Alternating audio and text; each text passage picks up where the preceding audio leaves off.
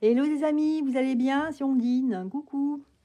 Bon, alors, je voulais parler de ces fameux, vous savez, ce show chaque année qui célèbre la musique aux États-Unis, hein. C'est les célèbres. Alors, excusez-moi, mais je m'excuse d'avance. Et ne soyez pas trop dur avec moi, donc je vais essayer de le dire. Les Emmy, Grammy Awards, c'est ça? Bon, si c'est pas ça, écoutez, ne m'en voulez pas trop. J'arrive pas à le dire. Depuis tout à l'heure, je m'entraîne. J'arrive pas. Voilà, donc cette année, on a vu cette cérémonie des Emmy, alors je ne vais pas le redire, vous avez compris, assez particulière. Et c'est vrai qu'ils sont très. Cette industrie musicale américaine est très Hollywood, tout ça. C'est vrai que c'est très critiqué. Il y a beaucoup eu de critiques, de vidéos là-dessus, et les gens ont beaucoup parlé. Mais là, cette année, apparemment, ça a été très gore, enfin très dans le rouge. Voilà. Donc, il y avait la couleur rouge qui revenait, et puis beaucoup de feu. Enfin voilà, tout ce qui, vous savez, le feu et le rouge, à quoi ça vous fait penser? Ben, moi, tout de suite, hein, ça fait penser à celui qui a des cornes. Hein, vous voyez ce que je veux dire? Voilà. Donc, on va voir, est-ce que réellement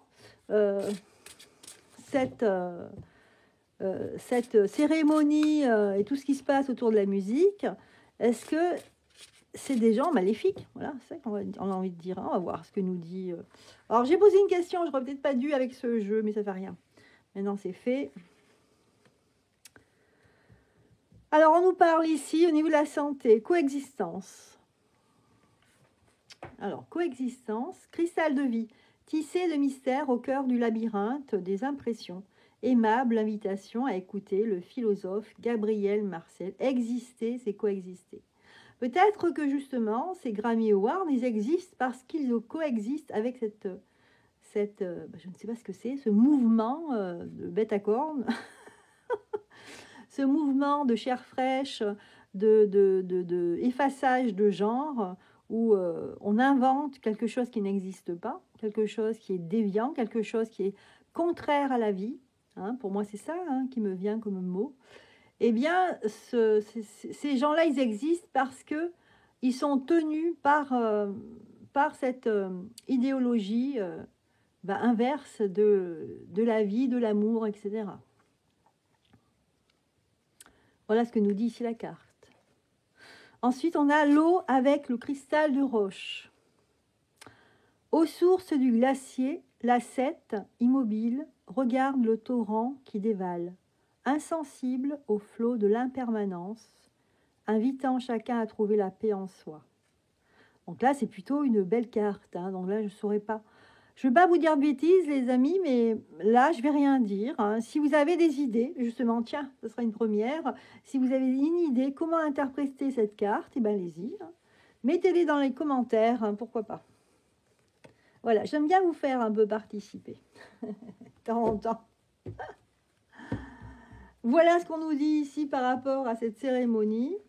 Alors, on va maintenant poser la question, vraiment, hein, à savoir, est-ce que cette cérémonie,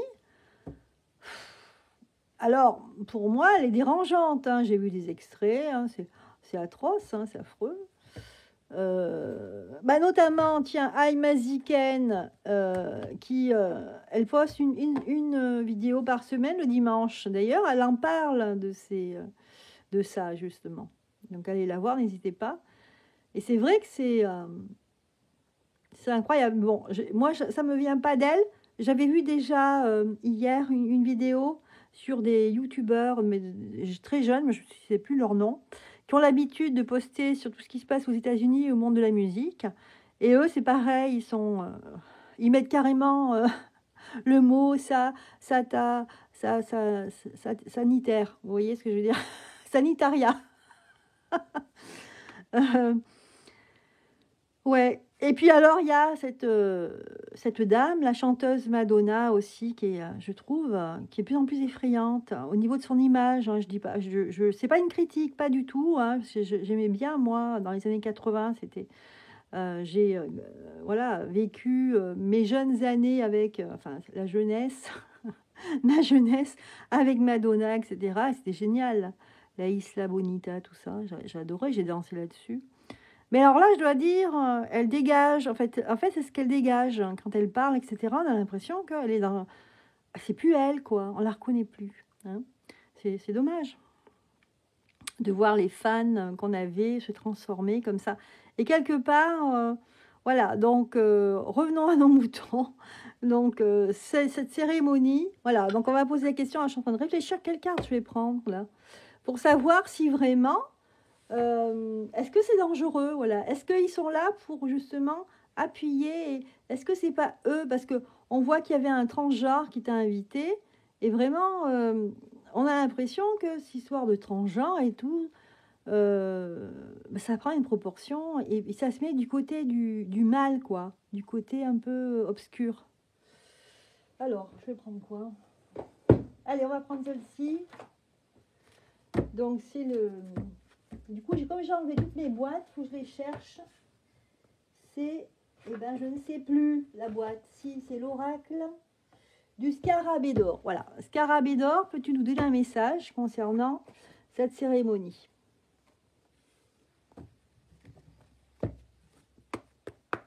Et oui, je parle à mes cartes. Non, je ne suis pas folle.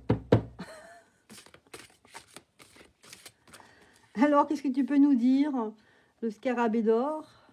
Voilà ce qu'il nous dit. On nous parle de vulnérabilité. Bon, je ne sais pas pourquoi je les mets en biais, c'est l'habitude. Derrière cette apparente fragilité se niche l'amour inconditionnel. D'accord. Alors là, on nous parle de vulnérabilité, c'est-à-dire que peut-être que ces gens-là qui sont derrière, qu'on ne voit pas, hein, bien ils se servent de du talent, ils se servent de cette énergie qui est la voix. En fait, la musique, hein, c'est une énergie de la voix. Hein. D'ailleurs, on nous dit que certaines chanteuses, chanteurs ont des voix il y a peu de monde qui peuvent avoir cette voix-là, comme Céline Dion, par exemple, qui a une voix exceptionnelle, ou d'autres, comme des grandes chanteuses ou des grandes cantatrices qui ont des voix qui portent, qui arrivent à chanter, à se faire sortir une énergie pure, comme on pense à Maria Callas. Et quelque part, eh ben, ces gens-là, c'est un peu comme des vautours, les gens derrière. Ils se servent en agitant la gloire, la carte de la gloire pour ces gens-là. Ils s'en servent. Et du coup, eux, à ce prix-là, ils font n'importe quoi. Ils font des signes, ils se bouchent un œil, etc. Voyez. Ou alors, ils sont capables de s'habiller, se mettre une coiffe en forme de corne, de chèvre, voilà, des choses comme ça. Ou pire peut-être, ou pire. Voilà. Donc ici, voilà, ce qu'on nous dit ici, c'est la vulnérabilité. C'est que les gens sont vulnérables, c'est-à-dire que pour quelques dollars, beaucoup de dollars certainement, ou pour la gloire, ou pour le fait d'être vu, parce que je dirais qu'il y a aussi beaucoup, en tout cas à une certaine époque, beaucoup de chanteurs, ils sont devenus chanteurs parce qu'ils étaient dans la rue, ils chantaient dans la rue, comme Édith Piaf, hein, c'était une gamine de la rue. Et d'autres, comme Charles Aznavour aussi, qui étaient dans la rue. Donc tous ces gens, en fait, qui ont manqué peut-être de l'aide d'un parent, hein, un regard porté sur eux, hein, je connais bien le sujet, un regard, c'est-à-dire le fait de reconnaître l'autre. Hein. Donc un manque de reconnaissance, et là tout d'un coup on vous dit, écoutez, on vous reconnaît, vous êtes formidable, et j'ai le pouvoir de vous donner la gloire, que des milliers de gens vous voient, et vous pourrez chanter, et en contrepartie, beaucoup d'argent. Donc on exploite cela, quoi. On exploite le fait de ne pas être assez vu, assez aimé, tout simplement, c'est l'amour. Voilà. Le regard, c'est l'amour aussi. Donc voilà les amis, hein, la vulnérabilité, on est vulnérable, forcément, donc manipulable. Qu'est-ce qu'il y a d'autre? On nous parle de l'éther. L'éther, je suis ce mystère cosmique tout entier incarné. Ici on voit une fleur de vie, c'est aussi, ça me fait penser quelque part à la matrice, hein, puisque une fleur de vie, c'est une grille ici. Et donc ça me fait penser aussi à une matrice quelque part, puisque c'est quelque chose qui est fabriqué, qui est construit. Hein. Voilà, pas dans le mauvais sens du terme forcément, mais voilà, on parle de éther, de ce qui est invisible. Il y a une action ici invisible aussi. Donc il y a deux choses, sur le plan physique, je vous l'ai dit, et puis sur le plan éthérique ici, on nous dit, voilà, je suis un mystère cosmique tout entier incarné. Et enfin, on a le feu, la force du feu. Ici, on agite le feu. Quelque chose, vous voyez, le feu, c'est quelque chose qui nous attire. Regardez un feu de cheminée, c'est vrai que ça fait un bien fou. Et en même temps, il y a quelque chose d'attrayant, hein.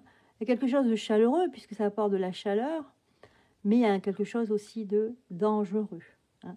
C'est à la fois attrayant, on est attiré par ce feu, et en même temps, c'est dangereux. Et on dit, la flamme sacrée de mon cœur libère ses énergies d'amour et un brasier flamboyant. C'est drôle en fait cette attirance pour la lumière, mais pour le feu ici. La couleur jaune orangée du feu, hein, qui fait penser, alors bien sûr, cette image symbolique du diable. Et puis surtout, ici, si on parle d'amour, de passion, on parle de brasier aussi. Donc quelque part, on agite ça parce que on est vulnérable, voilà. On agite le sentimental, hein, l'affect ici. On est attiré par ça. Mais attention, voilà, c'est toujours bien, mais dès qu'il y a de l'excès, c'est une catastrophe, hein. L'excès en tout, hein, l'excès d'amour, ça en arrive à la possessivité, hein, ça en arrive à des choses extrêmes. Voilà les significations avec ces cartes, hein, avec l'oracle du scarabée d'or. Alors, je vais prendre d'autres cartes. Allez, je termine avec le rêve du chaman. Alors, qu'est-ce qu'il pense, lui, de ces Grammy Awards? Alors, débordement, un peu trop d'abondance. Il en pense que ça donne une image de débordement, ça déborde. Effectivement, à un moment donné, on voit une image de nourriture. Et il y avait une orgie en fait, de nourriture. Il y avait énormément de nourriture sur une table. C'est l'excès en fait. C'est comme du rouge, il y avait trop de rouge. Du feu, il y avait trop de feu à un moment donné sur la scène. Il y avait du feu partout. Ça doit être impressionnant si vous êtes, j'imagine, dans les gradins du public, de voir ce feu partout. Vous n'êtes pas, je sais pas, moi je suis là-bas, je me dirais, et si le feu il prenait quelque part, parce que c'est impressionnant tout ce feu-là, hein. Alors, détox, éliminer les pensées toxiques. Ok. Il y a aussi, voilà, il y a aussi un lavage de cerveau quelque part. Si on regarde un spectacle comme ça, en voyant ces scènes qui ressemblent à des rituels, où il y a plein de gens qui se mettent en randonnion, qui forment un cercle avec le feu, avec le rouge, les mariants rouges. C'est vrai que ça a un côté un peu... on essaye de nous changer, en fait, un peu comme ceux qui sont transgenres, ils changent ce qu'ils sont au fond d'eux-mêmes naturellement, ils le renient et ils changent en quelqu'un d'autre. Ben là, c'est ce que nous dit le jeu. Là, on nous dit, c'est aussi, ça sert à changer, à vriller les choses, à aller dans une décadence, hein, d'accord? C'est comme si on essayait de vous faire aller à contre-temps du vrai temps, en fait, à contre-temps naturel, hein. On vous emmenait quelque part, on vous changeait la vibration pour peut-être aller vers quelque chose de... Ben, ça fait penser, moi, au joueur de flûte, vous savez, ce joueur de flûte avec... qui emmène, je sais plus si c'est un conte ou une légende, enfin bref, c'est de ce genre-là. Et ce joueur de flûte qui emmène les souris, je crois. il y a une histoire comme ça, et qui emmène toutes les souris d'une ville. Et en fait, elles vont toutes se suicider dans l'eau, en fait. Ils les amènent dans l'eau, elles meurent toutes noyées. Parce que, voilà, il suffit d'une vibration, d'une mauvaise vibration pour emmener tout le monde, comme en hypnose, et les faire mourir.